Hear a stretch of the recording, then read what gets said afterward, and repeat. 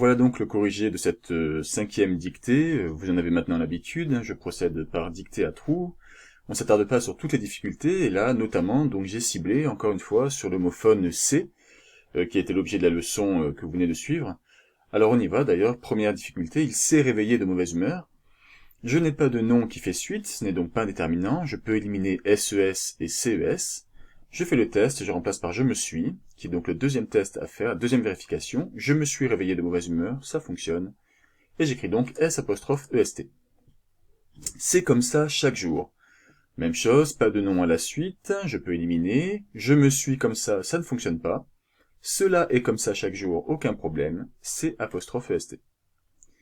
Alors chaque jour, j'ai voulu mettre chaque en difficulté sur laquelle je vais attirer votre attention, car vous avez tendance à mettre un S à la fin de ce mot.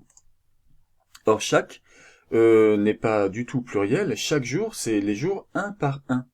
On va dire que chaque jour est très long, pas chaque jour sont très longs. Donc attention à ça, c'est une faute grammaticale hein, qui ferait perdre 1 point sur 10 en dictée au brevet, et qui est très fréquente. Chaque, c'est du singulier. C'est comme ça chaque jour, ces derniers temps. Alors, nouvel homophone C. Seulement cette fois, si je regarde derrière, dernier temps, j'ai bien un nom. Je me suis dernier temps, cela est dernier temps, de toute façon cela ne fonctionnerait pas, donc j'ai un nom ici. Il s'agit de cela, c'est un démonstratif, ce ne sont pas les siens de temps, ça n'aurait pas de sens, donc j'écris CES. Les journées n'en finissent plus et se ressemblent. Elles sont jumelles, clones. Alors ici, j'ai voulu placer cette difficulté, déjà pour le pluriel, à ne pas oublier, et pour rappeler cette construction hein, que j'utilise ici, qui est celle de l'attribut du sujet.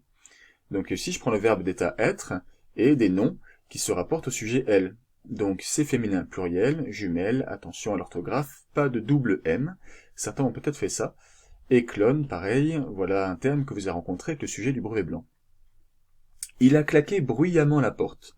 Alors, vous voyez que j'ai voulu insérer un adverbe en ment, donc je vous rappelle cette règle complexe, quand l'adverbe est construit sur un adjectif se terminant par en, ce qui est le cas ici, puisque bruyamment c'est construit sur l'adjectif bruyant, on prend la terminaison, qui est ici ANT, et on la remplace donc là par A2NENT. Voilà comment s'écrit bruyamment. Puis il s'est ressaisi. Je n'ai pas de nom à la suite, j'élimine SES et CES, je fais le test, le deuxième, je me suis ressaisi, ça fonctionne, S''EST. Il doit garder ses idées noires pour lui-même. Alors j'ai un nom juste après, c'est donc un déterminant, ce sont les siennes d'idées, SES. Noir est un adjectif, et c'est un adjectif dont la forme au féminin vous pose problème, en tout cas, vous avez tendance à oublier qu'on peut mettre un E à cet adjectif-là, bizarrement. Qu'est-ce qui est noir? Ce sont ses idées, on dit une idée, on met donc un E, il y en a plusieurs, on met un S. Pour lui-même, et faire bonne figure, c'est important.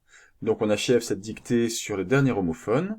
Il n'y a pas de nom après, c'est donc pas SES ni CES. Je me suis important, ça n'a pas de sens. Cela est important, ça fonctionne. Et voilà donc comment il fallait écrire c'est important. Bon, le texte n'était pas bien joyeux, mais voilà, j'espère qu'il ne renvoie pas trop à votre quotidien actuellement et que ça se passe bien de votre côté. Bon courage pour la suite.